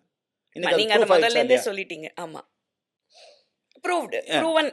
அதே மாதிரி தான் இந்த ஜோசப் விஜய். நான் சொல்றது அங்க இருக்கிற அந்த ரசிகர்களுக்காக சொல்றேன். எம்ஜிஆர் மாதிரியான ரசிகர்களை நேசிப்பவர் அல்ல, சிவாஜி மாதிரியான ரசிகர்களை நேசிப்பவர் அல்ல, ரஜினி சார் மாதிரி ரசிகர்களை நேசிப்பவர் அல்ல. இவங்க கிடையாது, கண்டிப்பா கிடையாது. என்னங்க, ரசிகர்களை தங்களுடைய அரசியல் சுயலாபத்துக்காக பயன்படுத்தி கொண்டிருக்கிறார் விஜய். அதுல ரசிகர்கள் விழிப்புணர்வோடு இருக்கணும். யாருடைய உயிர் போச்சு? யாருடைய உயிர் போச்சு? அவரை பார்க்கணும்னு ஆர்வமா வந்தவங்க தான் பாவம். பெண்கள், குழந்தைகள். ஐயோ, எனக்கு நீங்க பாருங்க எவ்வளவு மோசமா இருக்கு. இதுல வந்து அரசியலுங்க. திமுக என்ன நினைக்குதுன்னா, இந்த விஷயத்துல நடவடிக்கை எடுத்தா அவங்களுக்கு செல்வாக்கு கூடிருமோ. அதே மாதிரி வேறு சில பேர் என்ன நினைக்கிறாங்கன்னா, இதை ஒரு அரசியலா பார்க்க கூடாது, சட்டம் தன்னுடைய கடமையை செய்ய வேண்டாம். It is man made. எதனால கரூர்ல இவ்வளவு பேர் செத்தாங்க? மனித தவறு தானே. கண்டிப்பா. அந்த தவறு செய்த மனிதர்கள் யார்? அது ஆளுங்கட்சியை சார்ந்தவர்களா இருக்கட்டும், அரசு அதிகாரிகளா இருக்கட்டும், காவல்துறையா இருக்கட்டும். அவங்க மேல என்ன நடவடிக்கை எடுத்தீங்க? இல்ல விஜய் கட்சியை சார்ந்தவங்களா இருக்கட்டும், விஜயாவே இருக்கட்டும், அவங்க மேல என்ன நடவடிக்கை எடுத்தீங்க? இது ஒரு ஒரு அரசியல் இருந்துட்டா, செல்வாக்கோட இருந்துட்டா என்ன வேணா பண்ணிக்கிட்டு எப்படி வேணா இருக்கலாம்னு நினைக்கிறது எந்த வகையில் கொஞ்சம் கூட குற்ற உணர்ச்சி இல்லாம பேசுறாரு விஜய். ஸோ இப்போ திமுகவினுடைய அரசியல் சித்து விளையாட்டு டூல் கிட்டா இப்போ திவேகா வந்திருக்குது, திராவிட வெற்றி கழகம், இது தமிழக வெற்றி கழகம். இதை ரெண்டுமே வந்து இயக்குவது திமுக தான். ஆனா நக்கீரன் கோபால் ஐயா என்ன சொல்றாருன்னா, இல்ல இவர் விஜய் வந்து பிஜேபி தான் இயக்குது. ஐயோ, ஆமா. நான் ஏங்க என்னங்க அநியாயமா இருக்கு, எனக்கு எங்க போய் சொல்றதுனே. அதனால மக்கள் மத்தியில இந்த உண்மையை கொண்டு போய் சேர்க்கணுங்க. கண்டிப்பா. இது வந்து இது சம்பந்தமா இன்னும் மக்கள் மத்தியில நிறைய விழிப்புணர்வு ஏற்படுத்தணும். பாரத பிரதமர் நரேந்திர மோடியினுடைய நல்ல திட்டங்களை எல்லாத்தையுமே மக்கள் கிட்ட போகணும். இந்த தமிழ்நாட்டு மக்கள் இதுல பயனடையணும். இப்ப பாருங்க, 4 சட்டங்கள் தொழிலாளர் நலனுக்காக நரேந்திர மோடி கொண்டு வந்திருக்கிறார். ஆமா, இதன் மூலமாக பெண் தொழிலாளர்கள், இந்த ஐடி தொழிலாளர்கள்லாம் நிறைய பயனடைகிறார்கள். அவங்களுக்கெல்லாம் ஒரு தொழில் பாதுகாப்பு, தொழிலாளர் பாதுகாப்பு, இந்த விஷயங்கள் உருவாயிருக்குதுங்க. அவங்களுக்கு வந்து ஓய்வூதியம், பணி பாதுகாப்பு, இதையெல்லாம் உறுதி செஞ்சிருக்கிறாங்க. உடனே இங்க இருக்கக்கூடிய நீங்க இதே கம்யூனிஸ்ட் கட்சி ஃபாக்ஸ்கான் விஷயத்துல, சாம்சங் விஷயத்துல அவங்க ஒரு தொழிற்சங்கம் ஆரம்பிக்கணும்னு சொன்ன உடனே 8 மணி நேர வேலை 12 மணி நேர வேலையா உயர்த்தும் போது இவங்க திமுக கிட்ட இவங்க ஒன்றும் பெரிய அளவில் இவங்க இது வேகலை. திமுக அவங்களுக்கு ஃபேவரா தான் நடந்துக்கிட்டாங்க. கண்டிப்பா. ஆனா நரேந்திர மோடி இன்னைக்கு தொழிலாளர்களுக்கு ஃபேவரா இருக்கார், விவசாயிகளுக்கு ஃபேவரா இருக்கார், தமிழ்நாட்டுக்கு ஃபேவரா இருக்கிறார். இன்னைக்கு வந்து பாரத பிரதமர் நரேந்திர மோடி நேற்றைய தினம் எங்களுடைய வாழ்க்கையிலேயே ரொம்ப முக்கியமான தினம். அதுதான் நான் சொல்ல வந்தேன். அயோத்தியிலே எம்பெருமான் ஸ்ரீ ராமச்சந்திரமூர்த்தி அவதரித்த அந்த ஜென்ம பூமியிலே ஆலயம் எழுப்பி அந்த ஆலயத்தின் கோபுரத்தின் உச்சியிலே பகவா கொடி, காவி கொடி ஏற்றக்கூடிய நிகழ்ச்சி. 500 ஆண்டுகள் அதுக்கு முன்னாடி பாரத பிரதமர் நரேந்திர மோடி எப்பேற்பட்ட ஒரு தெய்வாம்சமா இருக்கிறார்னா, தசரத சக்கரவர்த்தி ஸ்ரீராமச்சந்திரமூர்த்தியினுடைய தகப்பனார், கௌசல்யை தாயார், அந்த எம்பெருமான் ஸ்ரீராமச்சந்திரமூர்த்தி இருந்தபோது கூட அவருடைய பிறந்த இடத்துல இவ்வளவு பெரிய மகோன்னதமான ஆலயம் அமைச்சு இப்படி ஒரு கொடியை ஏத்தி, அது தசரத சக்கரவர்த்திக்கு அந்த பாக்கியம் இல்லை. ஆமா, ராமரோடு இருந்தாங்க இல்லைங்களா, லக்ஷ்மணன், அவருடைய அந்த அங்கதன், அனுமன், இவங்கெல்லாம் இருந்த போது கூட அந்த பாக்கியம் இல்லை. அவரு நம்முடைய நரேந்திர மோடி அவர்களுக்கு அந்த பாக்கியம். அங்கிருந்து அதற்காக விரதம் இருந்து ஸ்ரீரங்கத்துல வந்து தனுஷ்கோடிக்கு போய் அதன் பிறகு அந்த ராமர் கோவில், அந்த ஸ்ரீம்லலா பிரதிஷ்டை, ஸ்ரீராம் அந்த குழந்தை ராமருடைய சிலை பிரதிஷ்டை, அதை தொடர்ந்து இன்னைக்கு வந்து எங்களுடைய RSS 100ஆண்டு விழா கொண்டாடுகின்ற இந்த நேரத்திலே RSS தலைவர் சர்சங்க சாலக் திரு மோகன் பாகவத் இவங்க 2 பேரும் சேர்ந்து கூட அனுமன் வடிவமாக இருக்கக்கூடிய நம்முடைய யோகி ஆதித்யநாத் இவங்க எல்லாம் சேர்ந்து இன்னைக்கு அந்த கொடி ஏற்றிருக்காங்க. பாரதத்துல ராமராஜ்யம் மீண்டும் வந்து விட்டது. இந்த காவி கொடிங்கிறது சனாதன ஹிந்து தர்மத்தினுடைய அடையாளம், தியாகத்தினுடைய அடையாளம். அந்த காவி கொடியில் இருக்கக்கூடிய ஓம் உலகம் முழுக்க இருக்கக்கூடிய இன்டர்நேஷனல் சிம்பிள் இல்லையா, சூரியனுடைய கொடி, சூரிய வம்சம், ரவிகுல திலகந்தான ராமன், அங்கே இருக்கக்கூடிய அந்த கற்பகத்தரு இந்த நாட்டினுடைய வளத்தை, பெருமையை வந்து ரொம்ப சிறப்பா அதை வந்து செஞ்சிருக்காங்க. ஆனா இத பத்தி பேசினா நம்மள கம்யூனல்னு சொல்லிடுவாங்க ஐயா. சொல்லிட்டு ஏன்னா செக்யுலர்னா இவங்களுக்கு என்னன்னா மக்களுக்கு ஹிந்துக்களுக்காக யார் இருக்காங்க, பீகார்ல அது வந்து நிரூபிச்சிட்டாங்க. ஆமா, அவர் லல்லு பிரசாத் யாதவ் ஜாதி அடிப்படையிலும் மத அடிப்படையிலும் அவர் ஒரு அரசியல் சாம்ராஜ்யத்தை வைத்திருந்தார். இன்னைக்கும் அதிக ஓட்டு அவங்க வாங்கியிருக்கிறாங்க. ஏன்னா அதிக தொகுதியில் போட்டிட்டதுனால அதிக ஓட்டு வாங்கியிருக்காங்க. ஆனா இன்னைக்கு அங்க வந்து மக்கள், குறிப்பாக யாதவ யதுகுல மக்கள், ஹிந்துத்வா பேசுறவங்களுக்கு தான் வாக்கு அப்படின்னு முடிவு பண்ணி தான் ஜெயிக்க வச்சிருக்கிறாங்க.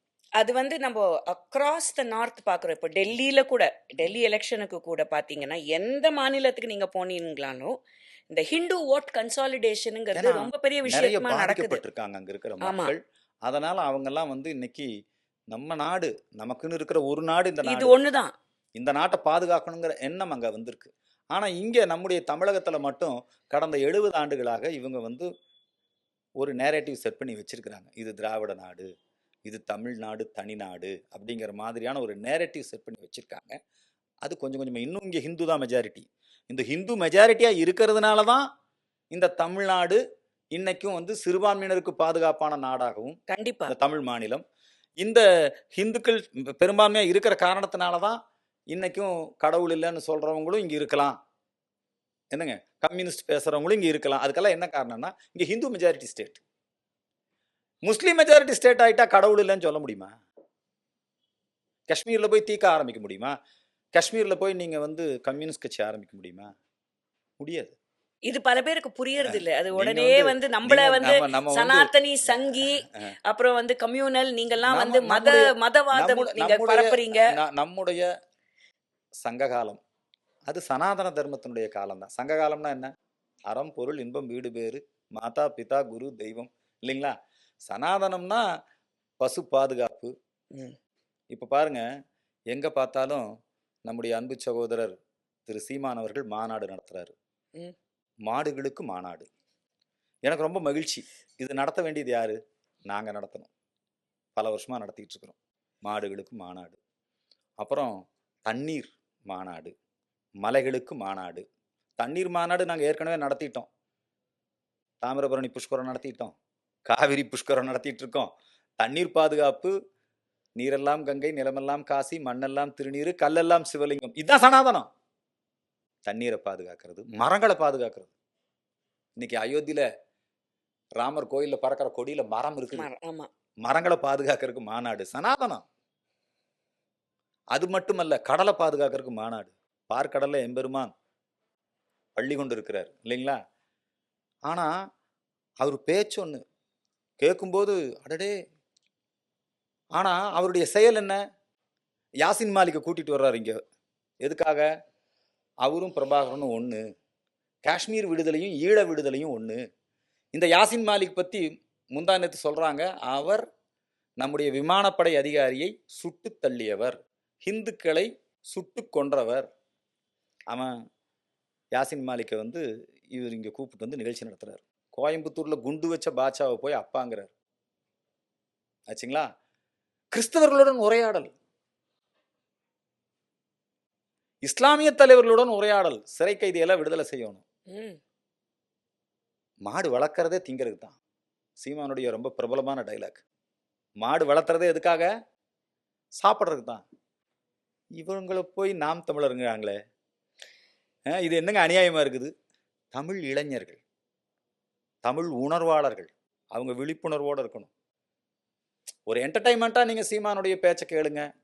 உங்களுக்கு கேட்டால் அது பார்த்தா இவன் உடனே திமுக காரன் போகிறான் சீமான சங்கின்ட்டுருவான். ஏன்னா மாடுகளுக்கு மாநாடு நடத்துறாரு. ஆனால் அவர் சங்கியும் இல்லை. அதுதான் பல பேருக்கு புரியறது இல்லை. நிறைய பேருக்கு அது புரியறது இல்லை. அதனால சீமானும் அவர் வந்துங்க வளர்ச்சி அரசியலுக்கு எதிரானவர். சீமான் நடத்திய போராட்டங்கள்லாம் ஸ்டெர்லைட் எதிர்ப்பு போராட்டம், குளச்சல் துறைமுகத்தை எதிர்த்து போராட்டம், கூடங்குளம் மின் உற்பத்தியை எதிர்த்து போராட்டம். எங்கேயுமே வந்துடக்கூடாது, இண்டஸ்ட்ரி டெவலப் ஆகக்கூடாது. இவங்க என்ன அரசியல் எடுத்திருக்கிறாங்க நீங்க சொல்லுங்க? வளர்ச்சி அரசியலா? அதே குளச்சல் துறைமுகம் தமிழ்நாட்டில் இருக்கக்கூடாது, கேரளாக்கு வரலாம். கேரளாவில் கம்யூனிஸ்ட்காரங்க அந்த பாதிரியாருடைய போராட்டத்தை ஒடுக்கி அங்க அதானியை வச்சு அங்க விழிஞம் துறைமுகம் அமைச்சிட்டாங்க. ஆனா தமிழ்நாட்டுக்கு துறைமுகம் கூட அதானி வந்து கேரளாக்கு வரலாம். இல்ல, இந்திய திமுக கூட ஒப்பந்தம் போட்டுக்கலாம், அது பண்ணலாம். ஆனா அதானி வந்து மோடியோடைய இது எப்படி டீம். அப்ப இவங்க வளர்ச்சிக்கு எதிரான அரசியல். திடீர்னு சுற்றுச்சூழல் பாதுகாப்பு அவதாரம் எடுப்பாங்க. பரந்தூர் விமான நிலையம், அது விஜய் கூட பேசியிருக்காரு இப்ப காஞ்சிபுரத்துல. பரந்தூர் சர்ச்சோட பிளான் தான். இவங்க எஜமானர்கள் யாரு? சர்ச். நான் சொல்றேனே, இப்ப நாங்க வந்து சர்ச் பத்தி சொன்ன உடனே, சர்ச்சுங்கிறது பைபிள் பிரசங்கம், புரியுதுங்களா? சர்ச்சுங்கிறது அந்த கிறிஸ்தவ மக்களுக்கு வழிகாட்டக்கூடிய ஒரு ஆன்மீக குரு பீடமா. அவன் அந்த குரு பீடத்துல உட்கார்ந்துகிட்டு நரேந்திர மோடி தோக்க வேண்டும் ஜெபக்கூட்டம் நடத்துறான். இதுக்கு சர்ச்சை ஏசுநாதர் சொல்லியிருக்காரா நரேந்திர மோடி தோக்கடிங்கன்னு? ஏசுநாதர் என்ன கூடங்குளத்துல மின்சாரம் தயாரிக்கூடாதுன்னு சொன்னாரா? இதுல எல்லாம் எதுக்கு சர்ச்சை தலையிடுது? இந்த சர்ச்சையோட பேச்சை கேட்டுக்கிட்டு எதுக்காக சுப உதயகுமார், சீமான், இந்த ஜோசப் விஜய் இவங்கெல்லாம் சர்ச்சோட பேச்சை கேட்டு எதுக்காக போய் வேலை செய்யறாங்க? So it's being used as an excuse. Christianity வந்து ஒரு பயன்படுத்துறாங்க. ஸ்டெர்லைட் ஆலையை எரிச்சது பனிமலர் மாதா சர்ச், அங்கிருந்த ஊர்வலமா வந்து எரிச்சாங்க. நீங்க தென் மாவட்டங்கள்ல தமிழன் குறைஞ்சு போயிட்டான், சிறுபான்மை ஆயிட்டானுங்க. குறிப்பாக கன்னியாகுமரி மாவட்டத்துல கிறிஸ்டியன் மெஜாரிட்டி, டயோசிஸ் சபைகள் தான் கலெக்டரை விட பவரு. சபை என்ன சொல்றது? மீன் விலையை நிர்ணயம் பண்றது சபைங்க. ஜீசஸ் என்ன விலைக்கு மீன் விற்கணும்னு சொல்லியிருக்காரா? பால், நாஞ்சில் பால் யாரு? மிஷனரிஸ் நடத்துறது. திமுகவா இருக்கட்டும் அதிமுகவா இருக்கட்டும், அங்க திமுக ஓட்டா அதிமுக ஓட்டா? அது சர்ச் ஓட்டு, டயோசிஸ் ஓட்டு. நல்லா தெரிஞ்சுங்க, கன்னியாகுமரியில திமுகவுக்கு ஓட்டு இல்ல, அதிமுகவுக்கு ஓட்டு இல்லை. யாருக்கு ஓட்டு இருக்குது? கிறிஸ்தவ ஓட்டு, சர்ச்சு ஓட்டு இருக்குது. அதனாலதான் இவங்கெல்லாம் அங்க போறாங்க. யாருங்க? சீமான். அவங்களுக்கு எஜமானன் அவங்க தான். சுபோதயகுமாருக்கு யார் எஜமானன்?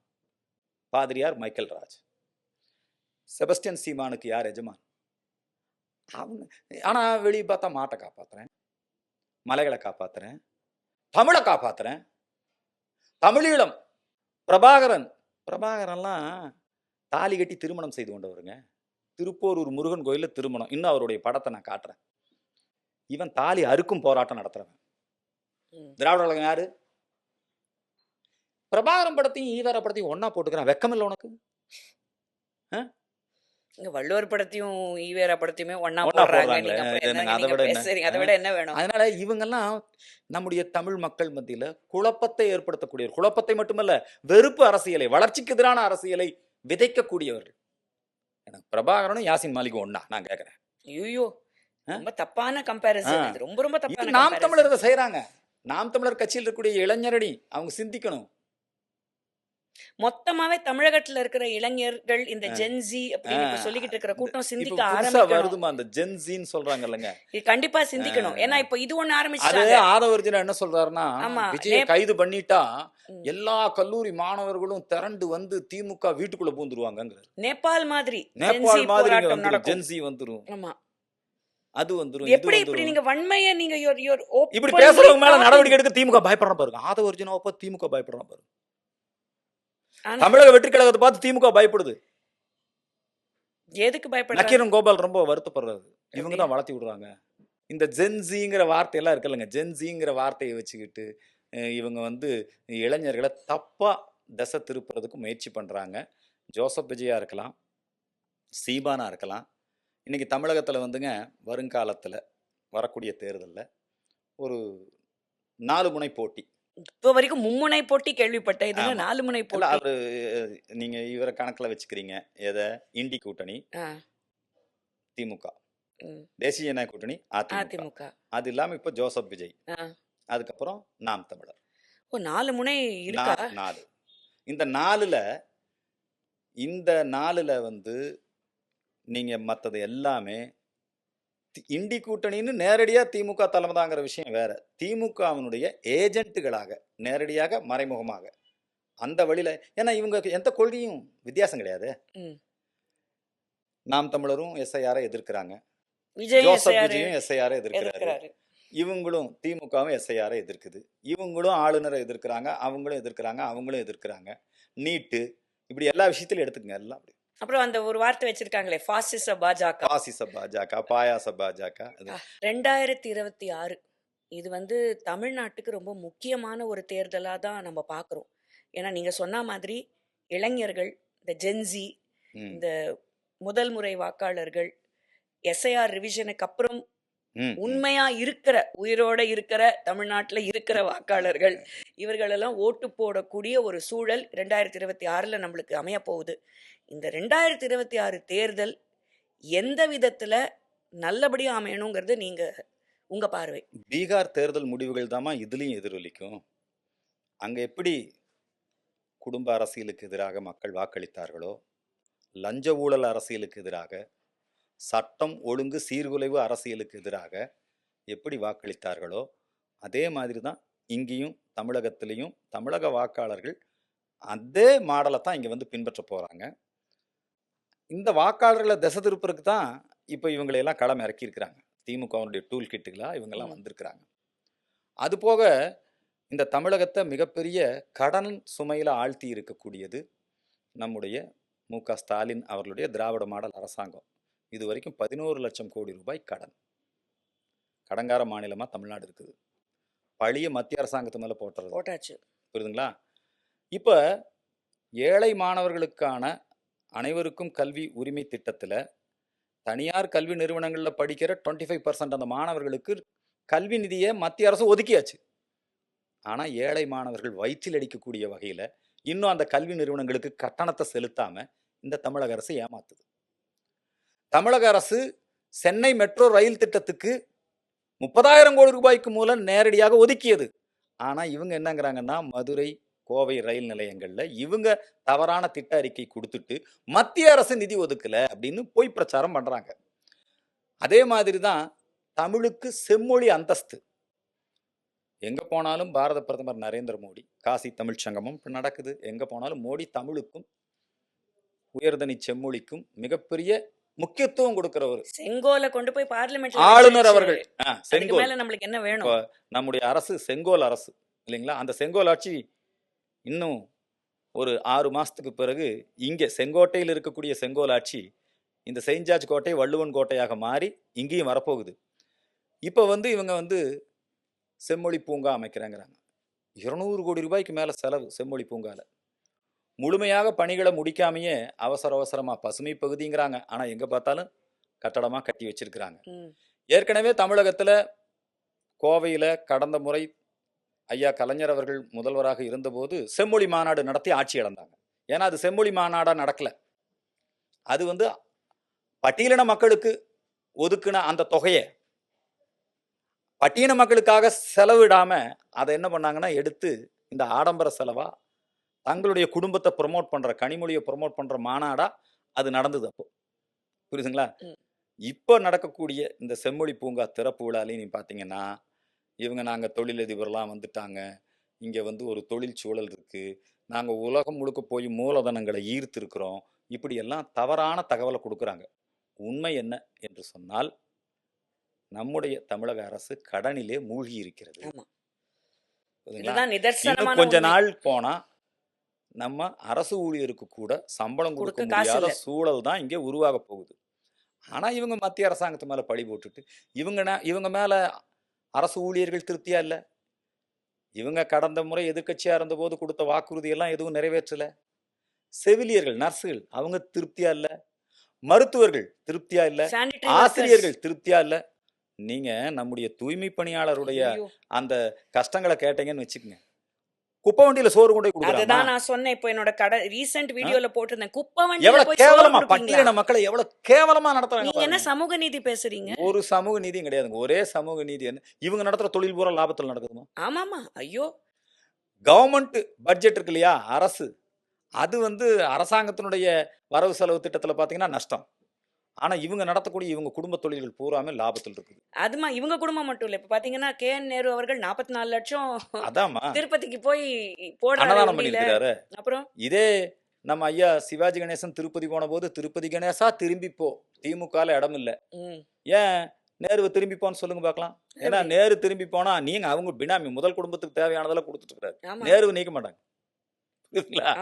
அதனால இவர்கள் இன்றைக்கு பணபலம், அதிகார பலம், அவங்களுக்கு என்ன தைரியம்னா எப்படியாவது செலவு பண்ணி ஜெயிச்சிடலாம். எல்லாம் இப்பவே எல்லாம் செட்டப் பண்ணி வச்சுட்டாங்க. புரியுதுங்களா? ஜெயிச்சிடலாம். பணபலம் இந்த நாட்டில் ஜனநாயகம் எடுபடாது. பணபலத்தை நம்புறாங்க, இலவசங்களை நம்புறாங்க. அதனாலதான் ஒரு விஜய் சொல்லக்கூடிய இலவசங்களா இருக்கலாம். என்னங்க, நம்ம திமுக யார் அதிகமா இலவசம் கொடுப்பாங்க? பொங்கல் பரிசு வந்த உடனே இவங்க கொடுத்த பொங்கல் பரிசோட லட்சணம் நமக்கு தெரிஞ்சுது இல்லையா? எவ்வளவு மோசமா இருந்ததுன்னு தெரியும். இப்போ பொங்கல் பரிசு அதெல்லாம் நேரடியா வங்கி கணக்குல வர வைக்கக்கூடிய மெத்தாடு. இப்ப மோடிஜி அவங்க 6000 ரூபாய் விவசாயிகளுக்கு நேரடியா வங்கி கணக்குல வர வைக்கிறார். சென்னையில புயல், மழை, வெள்ளம், ஒரு மழைக்கு சென்னை தாங்க மாட்டேங்குது. பயமா இருக்கு. தமிழ்நாடு முழுக்க உள்ளாட்சி அமைப்புகள், தமிழ்நாடு முழுக்க ரோடு எப்படி இருக்குது? குண்டும் குழியுமா? ஐயோ, ரோடே இல்ல. தேடணும் ரோடு எங்கன்னு. தமிழ்நாடு முழுக்க PWD கட்டக்கூடிய கட்டிட பணிகள் எப்படி இருக்குதுங்க? பள்ளிக்கூடங்கள்ல எல்லாம் இடிஞ்சு விழக்கூடிய நிலையில் இருக்குது. அரசு அலுவலகங்கள் இடிஞ்சு விழக்கூடிய நிலையில் இருக்குது. நெல்மணிகளை காப்பதற்கு அதுக்கும் சரியான குடோன் வசதிகள் செய்யப்படல. தமிழ்நாட்டுக்கு டிஜிபி இல்லைங்க. டிஜிபி இல்ல, விடுங்க. ஒரு காவல்துறை பொறுப்பு டிஜிபி வச்சு வெக்கமா இல்ல, பொறுப்பு டிஜிபி வச்சு. அதனால இவங்க குடும்பம் தான் நல்லா இருக்குதே ஒழிய, இவங்க வியாபாரங்கள் நல்லா பெருகிட்டே போகுதே ஒழிய, நம்முடைய அரசும் மக்களும் மிக கடுமையாக பாதிக்கப்பட்டு கொண்டிருக்கிறார்கள். எனவே வரக்கூடிய 2026 தேர்தலில் ஒரு மாற்றத்திற்கு மக்கள் தயாராகி விட்டார்கள். நிச்சயமாக பீகாரில் ஏற்பட்ட அந்த முடிவுகள் தான் இந்த தமிழகத்திலும் இப்பவே கருத்து கணிப்பெல்லாம் வர ஆரம்பிச்சிருச்சு. ஏடிஎம்கே கூட்டணிக்கு தான் இருக்குது, அதெல்லாம் வந்துட்டு இருக்குது. அதனால நிச்சயமாக இன்னும் பெருவெற்றியாக இது அமைய போகிறது என்பதை அதுதான் நமக்கு ஒரு திருப்தியா இருக்குது. ஆனா ஏமாந்துடக்கூடாது.